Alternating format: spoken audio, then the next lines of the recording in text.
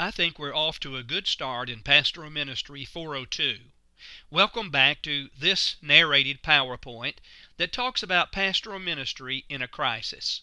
Hello, this is Steve Gouge, your professor, welcoming you back to this course sponsored by Fruitland Baptist Bible College of Hendersonville, North Carolina.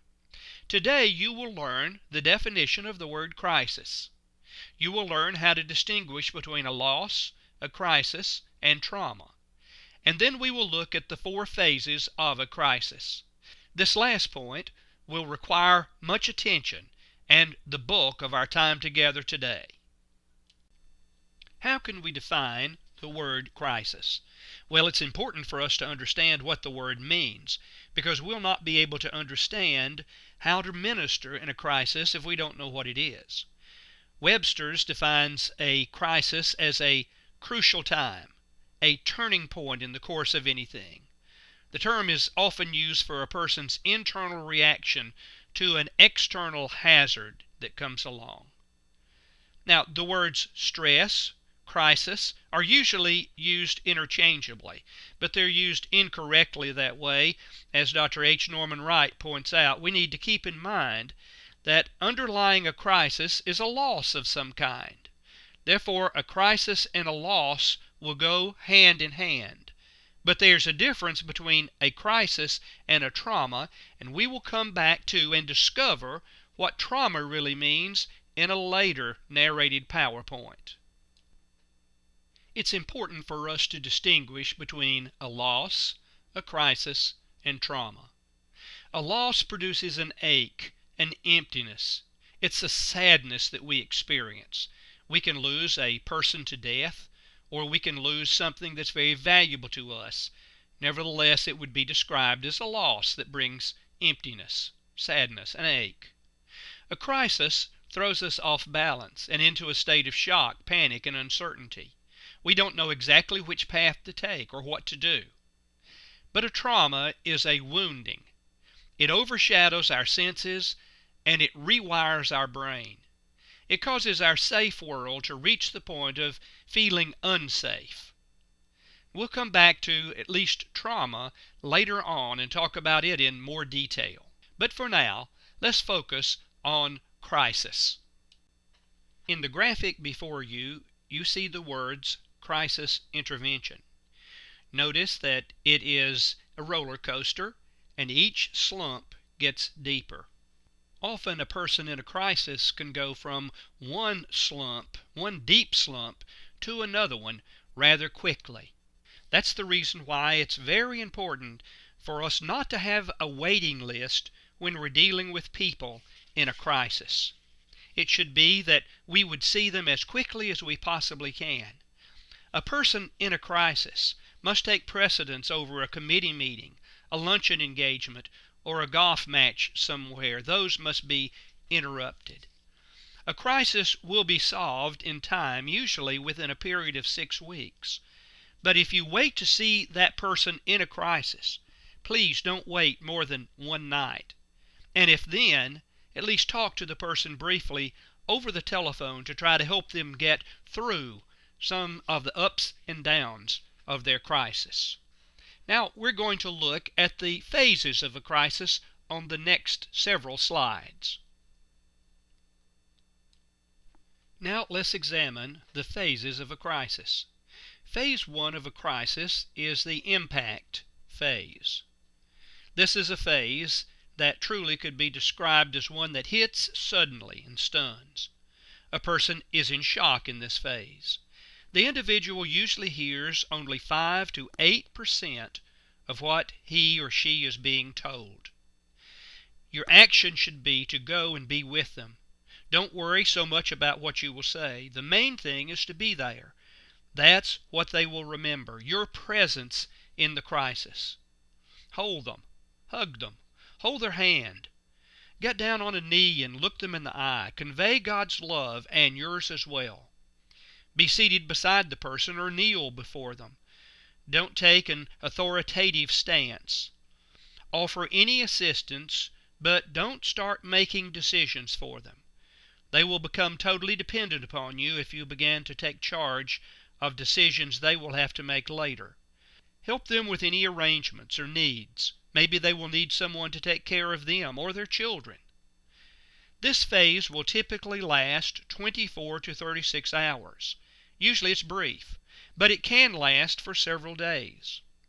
Usually there are one of two responses that are possible. They will stay and deal with their crisis, that is, they'll fight, or they will run away from it. There'll be a flight away. If they run away from the crisis, it will only prolong the crisis and their ability to cope with it. When you run from it, it just postpones the resolution. Guilt may be in this phase. They will perhaps rationalize, or they will project blame even on you as a caregiver. And so we need to recognize that we need to give them a sense of normalcy if we possibly can. It leaves a person numb and disoriented as well. These are all processes for handling the crisis. Don't expect rational thinking at this time in their lives. The person can forget and they can wander mentally. They forget about what they're talking about and their subject may be somewhat skewed. There can be denial and a search for what has been lost. I have heard individuals say, "No, that isn't my son that you found. It must have been someone else's son." Do not give advice at this time. They won't hear it, it won't register, and they'll probably get angry with you. What you do is accept the person's loss. Draw out their feelings during this time by using questions. But mostly, just be there, just be present. Sometimes you don't have to say anything. They need your presence more than they need anything else. Words can be used sparingly, but it's okay not to say very much during this phrase. They will ask why, but this is not the time to give answers. Instead, give them permission to ask why. You know, I'd like to know why myself. I don't know why. Maybe one day both of us will know. If I had experienced this event, I would ask why also. What you're doing with those expressions is normalizing their feelings. Give them permission to vent what is inside of them. If you give them scripture passages, give them simple ones. They're not ready for deep theological statements or scripture passages. Give them passages that would give comfort, passages that would help reflect their emotion or anguish, but not an excessive study. Keep prayer simple. Avoid complex prayers. Just pray a prayer that would reflect their feelings back to God. For example, God, we're just coming apart. God, we know your comfort is there, but we don't feel it. The main thing is being there and asking God to provide help for them. Phase 1 is the impact stage. Now we come to phase number 2. It's the withdrawal and confusion stage. There is a tendency here to deny one's feelings. Now, I will remind you that these phases can overlap somewhat. But in this phase, a person moves into a time of emotions. The first 24 to 36 hours have passed, and many emotions are present.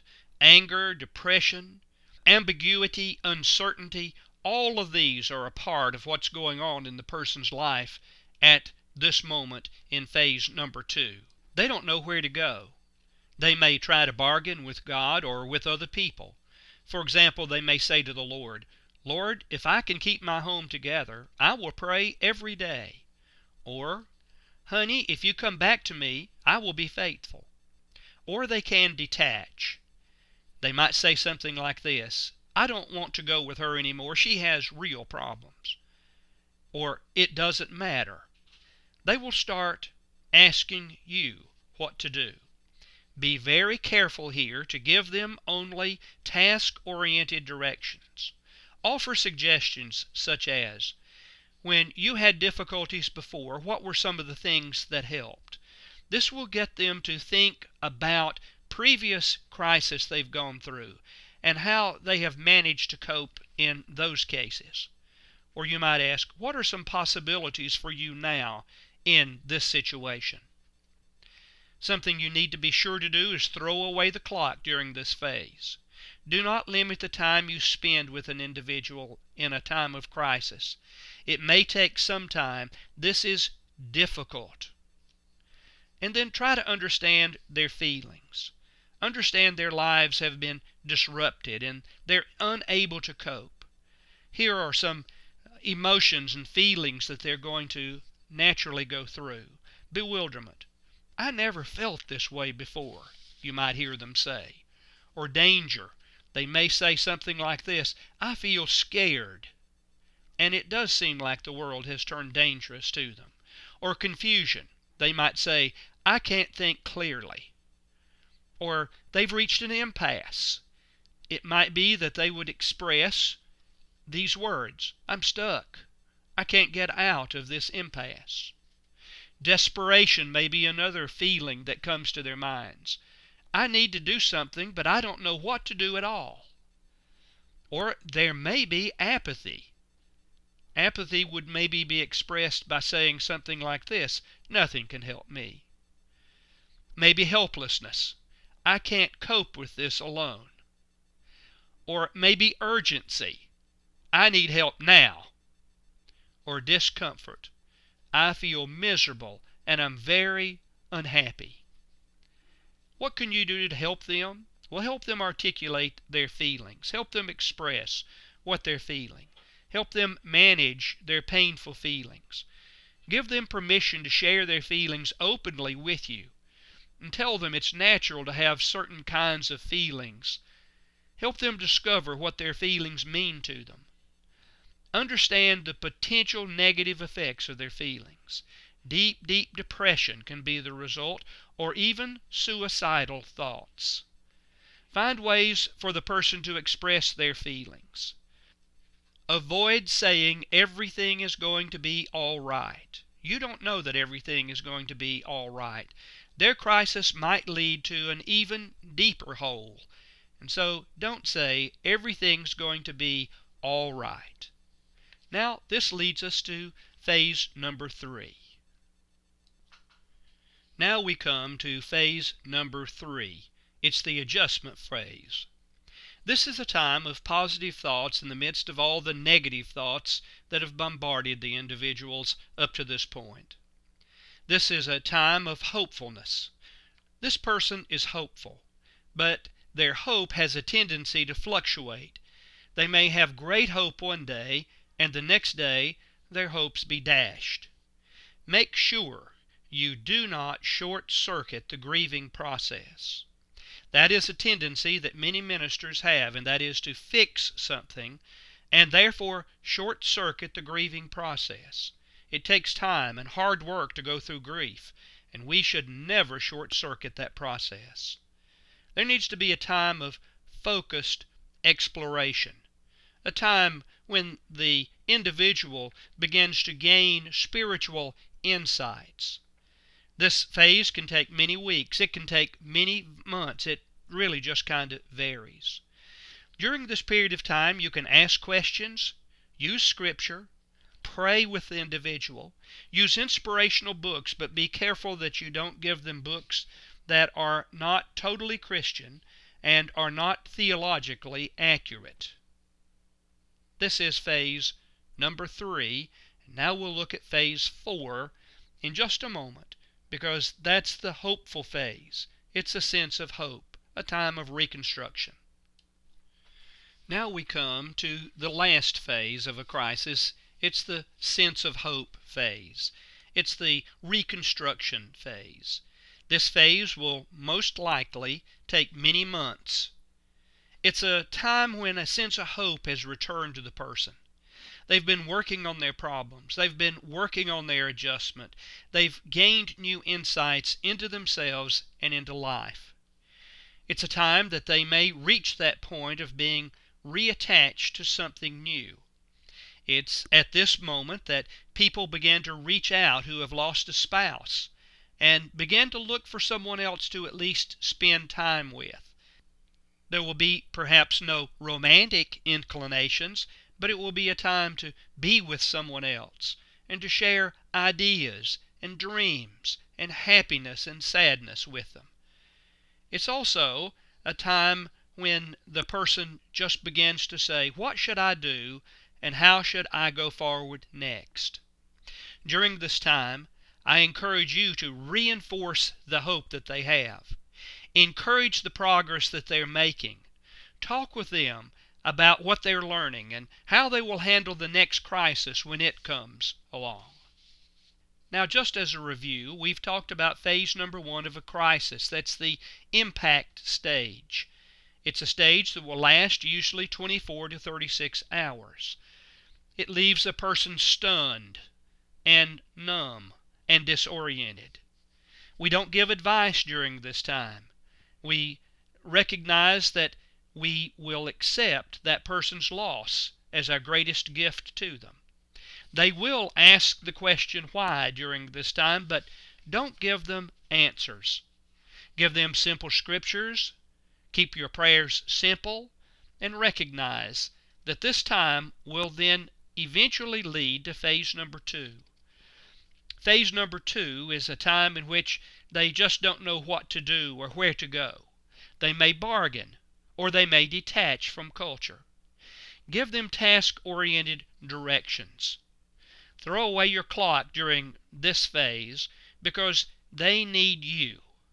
Understand their feelings, and there may be a variety of those. Help them articulate their feelings and express them. Help them manage their painful feelings. Understand the potential negative effects of their feelings, depression or suicide.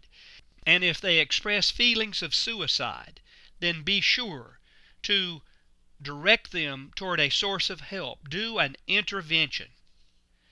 And then phase number 3 is the time when the individual begins to adjust. Make sure that you don't short-circuit the grieving process. Give them a time of focused exploration where they gain spiritual insight. And then phase number 4 is a sense of hope. This phase most likely will take months. It's a sense of hope that returns to them. They may be attached to something new. You should just encourage them with the progress that they have made, reinforce the hope that is within them, and help them to move forward. For indeed they will need all the experience that they have gained to deal with the next crisis they may face.